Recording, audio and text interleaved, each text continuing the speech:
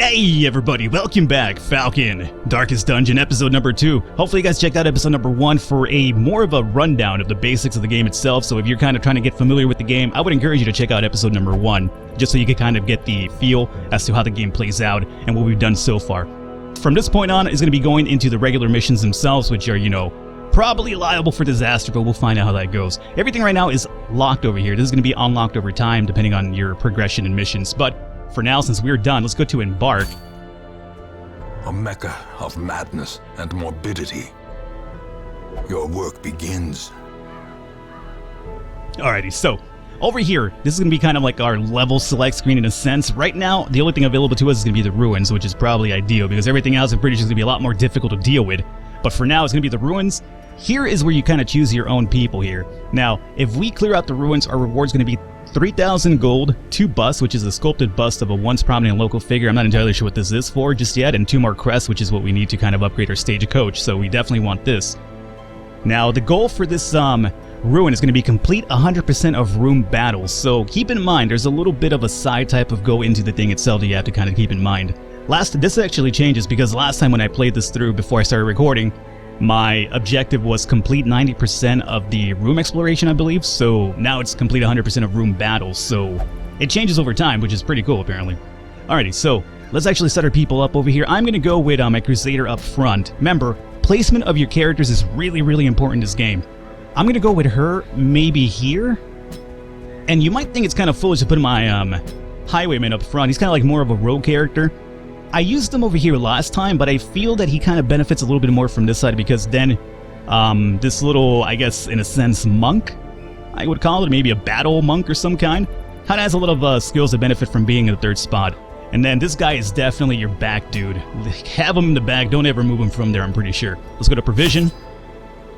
The cost of preparedness, measured now in gold, later in blood. I can't get over the fucking narration, it's just so good. Alrighty, provisions for the journey. You'll want to take different supplies depending on what region you're going to, how long the quest is, and your own preference, but always bring some food and torches. For your first quest, try bringing at least 8 food and 4 torches. We haven't talked about torches. In the first episode, we kind of covered a little bit. Let me get these 8 food going on over here. We covered a little bit as to the little torch system that we saw in the screen itself, and I'll talk more about that in the mission coming up right now, definitely. So I'm going to take 8 food at least, 4 torches, and I'm also going to take, let's see, we have 6,000 to spend. I'm going to take 2 skeleton keys just in case, and then 2 shovels. Now, this is going to be kind of clear why I do this, assuming we run into that obstacle. I'm pretty sure that the levels are procedurally generated. I could be wrong about that, but we'll find out once we go through this one. But this is going to be kind of important. This is used to clear obstacles and break into things, so think of, there's going to be certain objects that you can kind of get into regularly, but there's going to be a chance to kind of harm your party. Well, if you have the tools available to it, there's less of a chance to fail and more of a chance for you to succeed with better rewards. So we're going to take that. Anti-venom could be useful. We don't really have anybody that could heal venom unless the monk does. I'm not entirely sure. I'm calling it a monk. I'm sure it's not a monk. But we're going to go with a bandage for sure because bleed is really prevalent most of the time. This is to cure diseases and maladies. We'll do 1 anti-venom maybe. Used to purge evil and restore purity. I haven't run into that just yet. Let me do 2 bandages instead. And this will take us to 4825. I feel kind of comfortable with this. You know what? Let me get at least 2 more food. And maybe 1 more torch because I kind of tend to kind of explore a lot. So let's embark. Let's get in here. The fiends must be driven back. And what better place to begin than the seat of our noble line? Okay, so really quickly here, I wanted to not bring this up. This over here, the Radiant Light, it's at 100 right now. It says plus to scouting and plus to monster surprise, I should say. Essentially, think of this as your buff to your overall party. This is going to actually diminish over time the longer you progress. I'm not sure if just standing still is actually going to bring it down. I hope not, just for the sake of me over here explaining it to you.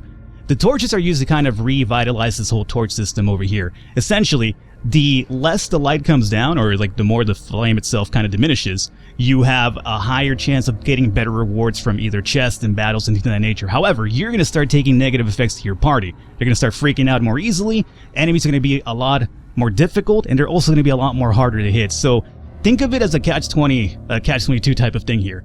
What's better for you? Better rewards or more of a risk to your party? So, you know, essentially it's kind of like, you've heard of the whole thing about, you know, flying too close to the sun. In this game, you know, it's kind of like maybe the opposite. You fly too far away from the sun, you kind of get burned. So it's kind of up to you to kind of mitigate that as to how you want to play with it. But definitely it's a really, really important part of the game. Now, we're over here. We're going to move over to, let me zoom out of this map. This is the map over here. We're going to go down this way, down over here, and then circle around. This will be hopefully our last location. So let's move over to this room.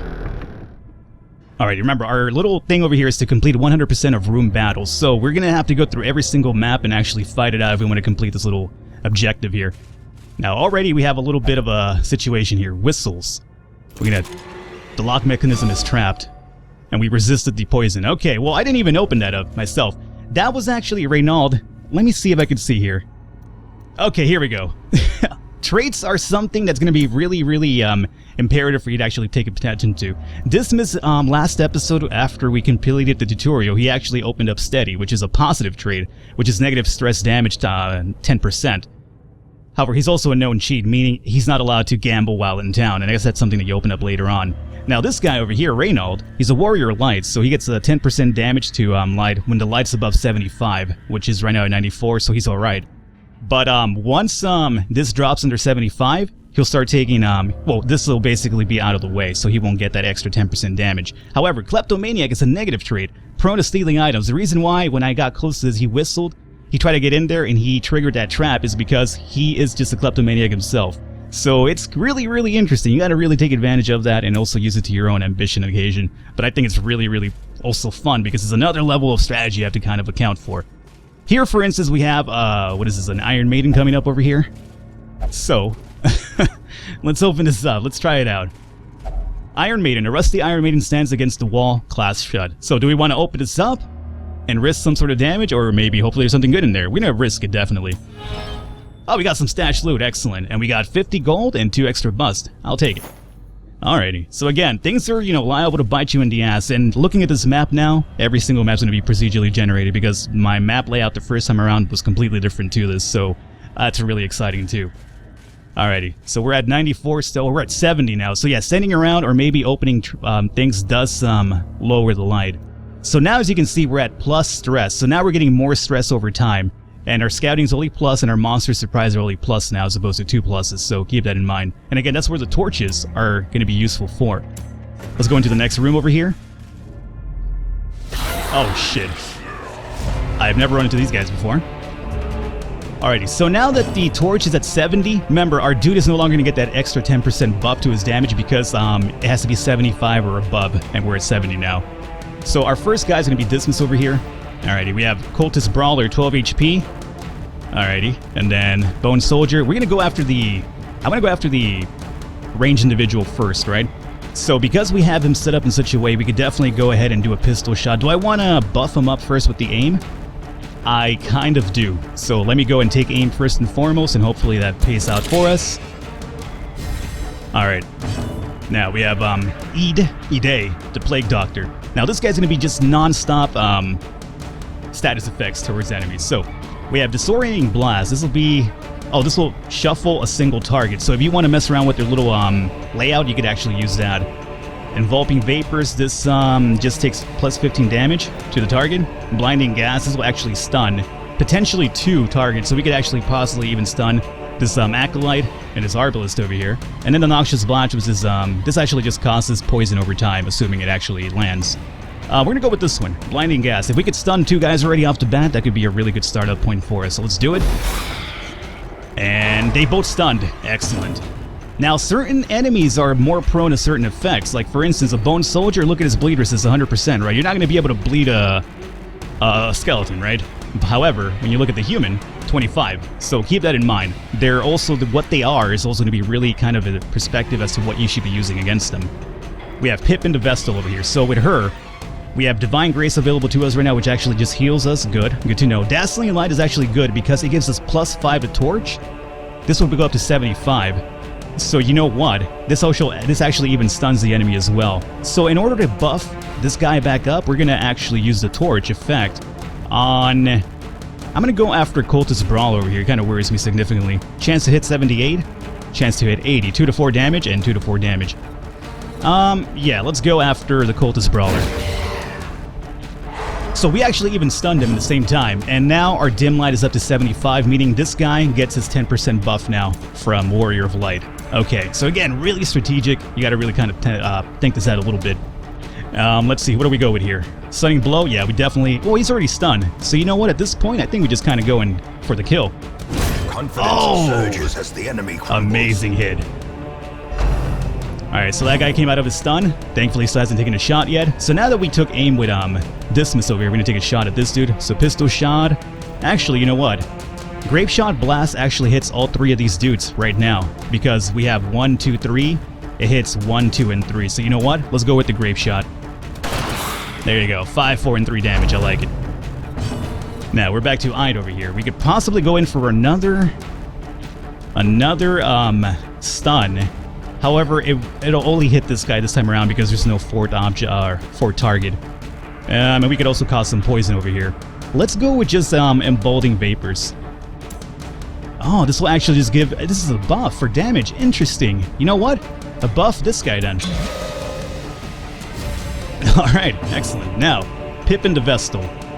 75 still. Let's go in for, I'm going to say, Judgment. Judgment actually has a chance to heal yourself too. So, well, actually, we don't even need to heal ourselves right now. Let's just go with Dazzling Light again. And we'll use Dazzling Light on this Bone Soldier, who dodged, unfortunately. Alright, Reynold. Let's go in and just go in for the kill, hopefully. So we'll just smite this guy. Boomski. Get on out of here, dog. A faint hope blossoms. Alrighty, and we're back to Dismiss over here. I would love to stun these guys because I'm pretty sure they're about to attack really soon. But, we have no way to stun with this guy. We could actually bleed this dude, however. Or we could just go for a pistol shot on Arbalest, which is 3 to 8 damage, huh? We can't shoot this guy. We can go in for the bleed a chance, though. Yeah, let's go for that one. Oh, we got the kill, too. Excellent. Give them no quarter. So here comes the Bayonet Jab. This is a chance to bleed, and luckily we were able to resist it. So now, we're using a Noxious Blast over here, 4 damage, and possibly... Yeah, we got him with the effect, too, to blight him. And then Pippin, we're just going to go in for... Man, let's go in for that one. He's essentially done. We even stunned him right now, too. And then our light's back up to 85 now. And then, yeah, he's going for the kill. It's over. That was actually really, really fun, and really, really easy. Victory, but a victory nonetheless. Now, I don't think that was actually, now that I consider it, I don't think it was easy as the fact that I actually have a little bit of insight into the game now, so I kind of know what I should be using, but the first time around, my first battle was like, you know, just like a terrible thing to watch. So a locked sarcophagus, you know, hopefully there's not a pussy in there, you know, if you're gonna follow up on Young, or Jeezy, I should, that's what I was calling him, Young Jeezy. He's not Young Jeezy, he's just Jesus. Kanye West. Put the pussy into sarcophagus, whatever. Let's open the sarcophagus, and it's trapped, unfortunately. And we got Blight. That's a damn shame. It's going to give us a little bit of damage over time, but so be it. And we're done here. So let's go back to the map. And... Scouting? Huh. Now that's new. I have not seen the scouting thing take place before. That's new to me. Alright, either way, it's there. We're going to go down to this room. What is this blue thing supposed to be? Is it telling me that there's like a... Oh, you know what? There's probably telling me there might be possible treasure along the way. Interesting. Alrighty, let's go down over here. Yep, and there it is. Possible treasure. So unfortunately, right now it's going to take damage over time. Our light is at 85 right now, so let's keep moving. 2 damage, that's not good at all. And let's open this up over here. You know what? Let's use the potion, right? Oh, I didn't buy the potion for healing Blight. Haha! Hindsight 2020. Altar of Light. A small holy altar seems out of place against the backdrop of corruption. Let's pray at the altar? Sure, why not? A soothing pale light engulfs the hero. Oh, we got a buff. Okay. I'll take it. I'm not sure what exactly this buffed up, but yeah. Sounds good to me. Alrighty. And then we're kind of free to go. His stress went up because light went down, so that's one issue, and then also the blight's also... Oh, the blight's actually out of the way now. Let's actually drop a torch over here if we can. And let's also drop some food, just to heal him up a little bit. Alright. Now let's go over here. This will be probably our next battle. Oh my lord. That's a sort of like torture device over here. That or it's an S&M club. There's really nothing here. Interesting. Now, I'm not entirely sure if the light effect also has more than just what it kind of meets the eye. I'm not talking about Transformers, but I wonder if certain places in the game itself only open up certain events because or based on your light. So maybe low light maybe triggers something here, or high light probably triggers something here, just depending on, you know, your light level itself. You know, it's something I'm kind of considering. I wonder if that's the case because, you know, the game seems kind of like really deep in that sense, so it's kind of really... I'd be really surprised if that wasn't the case, but we're done here at this point. In these big rooms, you could actually take camps. However, in order to camp, you need some wood, which we actually don't have. So you could actually camp over in dungeons if you want to heal up or probably reduce your stress level, but that's not going to be available to us right now. So let's just continue going on to the next map then. And since we are done over here and here, we're going to go... and probably, I guess, check this guy out over here. Or I guess we just probably go back to this one because we kind of have to. Now, I'm not sure if the battles are hunger. I was going to say, I'm not sure if battles are kind of randomized within one place to the other, or if they're just kind of like a one-shot go, but I guess we'll find out. So the exertions of the adventure have produced a growing hunger amongst the party. And this will eat 4 food and regain 5 health. Ooh, 4 food instantly, huh?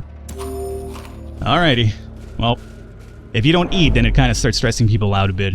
And we already checked this out before. So yeah, I guess battles aren't random, just the ones that are kind of set from the initial go of the game itself. So we're going to go back to this one because we want to go all the way around. Alrighty, so stress is starting to get to us because of the torch over here. Come on, dog. 67. You can man up a little bit more than that, man. Are you scared of a little dark? Are you a baby? Big giant Crusader baby over here. So this will be our next destination now. Alrighty. Let's go over here and drop a torch to us, just so that we're kind of a little bit higher up there. 79, that'll give us a buff in case we get into a fight right now. We're at 67, man, that's dropping really, really fast. So we have another point of interest here. Alchemy table, a partially intact set of experimental equipment. You know what? Out of curiosity, what if I check this out with Homeboy over here? And I say this because, you know, he's an alchemist, right? Maybe he has like a better chance of success. We'll find out. An accident occurs during the thing, and luckily he did resist whatever the accident was, but yeah, I was just wondering if that was going to do anything for us, but apparently it was not.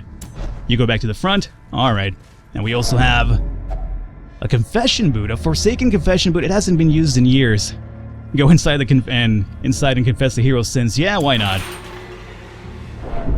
Oh my lord, 15 stress. That's going up.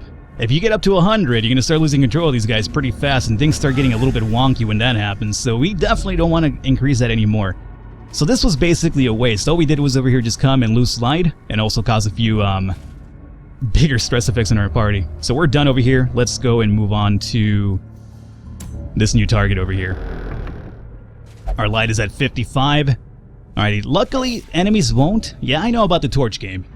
The light is fading. The current torch level greatly affects many mechanics in the game. The darker it gets, the harder things get, but the better the rewards. Right-click on the torch from inventory to boost the light back up. And I already talked about that, so at least I kind of know what I was talking about here. Now we're at plus stress and plus monster accuracy and damage. This is when you definitely want to use the torch. Once enemies start getting a little bit stronger, then that's when it's a little bit harder for you. Disarming traps. Scatter traps will be visible on the ground as you approach them. Select a hero, then click on the trap to attempt to disarm it. Some heroes are better than others at disarming, which just makes perfect sense. So what we're going to do is actually use my highwayman over here. And just click on this... Excuse me? Well, I mean, Reynald did it, but I was hoping to use Dismiss for it, but okay. Let's swap you here. I guess you could just probably use people without having to swap them over to the front. If so, that's pretty good. A stack of books. A stack of literary treasures is an unlikely location. The volumes are dissected and unremarkable. Alrighty, moving on. Nothing from that one. And this might be our next battle here. We definitely want to drop a torch now. We're at only 1 torch left. I'm not really liking my chances here at this point. But we do have another fight. Alrighty, Bone Defender. Bone Soldier. Bone Arbalist. So we're not going to be able to bleed any of these guys because they're all bony skeleton dudes. So Dismiss, number 1, I want you to kind of do the usual thing, which is just kind of buff up here. Take aim on yourself. Oh, don't aim here yourself, but you know, buff yourself up, dog. Quarrel. Oh, 6 damage. Luckily, no bleed, but that's a really high amount of damage. Now, with Ide, we're going to probably go into, hopefully, stunning these bad boys in the back over here for a little while. So we'll do Blinding Gas and just toss it back over here. And both of it worked. Nice. Alrighty, so with Reynald, I'm thinking right now we haven't done Bulwark of Fate, right? This actually lights the torch by 5. We're still getting the damage increase from the 10% from 75, but it also gives you a plus 20 to protection to yourself, huh? It's kind of like a little bit of a defense buff. We'll go with a stunning blow. Hopefully we can kind of stun this guy right now. Zealous Accusation. I haven't used that one just yet. Let's try to stun this guy right now initially, though. 5 damage and the stun. Excellent. Alrighty. Graveyard Slash. This is possibly a bleed, if I'm right. I don't think it actually landed, though. Alright, it landed, but the bleed didn't actually stick. Now, with her, we want to probably even heal ourselves now a little bit. So, I'm going to take the time to just heal. Just so that we have to heal with food down the line. Round 2. Graveyard Slash one more time. Don't bleed him, motherfucker. Alright, no bleed. So now that we already have the buff here, let's go and do a Grave Shot Blast and try to get rid of some of these guys over here. 2, 2, and 4. Alrighty, I'll take it. Here comes Coral again. Another arrow to the chest, as opposed to the knee, right? Very funny, Falcon. Alright, Reynold. What do we have here? Zealous Accusation. I'm interested to see what this does. Let's try it out. Why not? So, 5 to 10 damage. 5 to 10 damage. We need to get rid of this defender. But we could also take care of the Bone Soldier initially too, probably. Let's try it with the Bone Soldier. 7 to 5. It actually hit both of them. Good. Now, with Ide, I want to go back to stunning those guys in the back one more time. Hopefully it lands again. Tell me it did. Yes. Okay. Back to Pippin over here. We could probably drop some heals around too, but let's go in for some damage maybe. This will heal herself anyway. So we could do 3 to 7 damage over here. This will be the kill. So let's go for that. A kill at least. Perfect. Alrighty. Axe Blade. 3 damage. Not too bad. Now Dismas, you could go into do some more Grave Shot Blast, right? Yeah, let's go for that one then. 5, 3, and 2. I'll take it. This guy is kind of being slowly whittled down. And since they're both stunned here, let's go in for... We could shuffle him around. I think that might be good. You know why? Because I get the feeling Bone Defender cannot attack if he's kind of in the back over here. So, let's see. We'll shuffle this guy around. Oh, it only shuffled them back. Okay. Didn't really work out as much as I planned. I was hoping he would move to the front. Alright, Reynold. I say we go with Zealous Accusation again. 1 for the kill, and 1 almost with the dead here, too. Pippin. What are we looking at here? Can we drop some heals? No, this is going for the kill, I'm going to say. So we'll do Dazzling Light. 2 to 4 damage. This would just be for the kill just enough, and it was. Alrighty. Now, Bone Arbalist is over here by himself, and Pippin's next again. Let me drop a heal with my last turn with her, maybe, then. Get this guy healed up a little bit. And this isn't going to be too beneficial, Open Vein, against the Arbalist here, because he's a bone dude, but it's enough for the kill, and I'll take it. Victory. These nightmarish creatures can be felled. They can be beaten. I know, man. I just did it. Holy Water, 2 bust, and then 500 more gold. We'll take everything over here. Now we have a chest here. Now with the chest, let's find out about this chest here. We could... I would prefer to use the, here we go. Use the key. So the key unlocked a hidden compartment here. Are often low on supplies. Excellent. So we were able to unlock a hidden compartment with the key right there. So we got 2 busts and then 4 crests. That's really good. And 2 more deeds. Excellent. Really, really good treasure overall. Alright, so we're going to call an episode here. Hopefully you guys enjoyed it. Leave a thumbs up. Leave a like. The support does mean a lot. We have, what? 2 more rooms to check out? I'm not sure if we're going to have enough light to make it feasible for us to do this. But, you know, we're going to give it a try and see what happens. Hopefully you guys enjoyed it. I will catch you next time.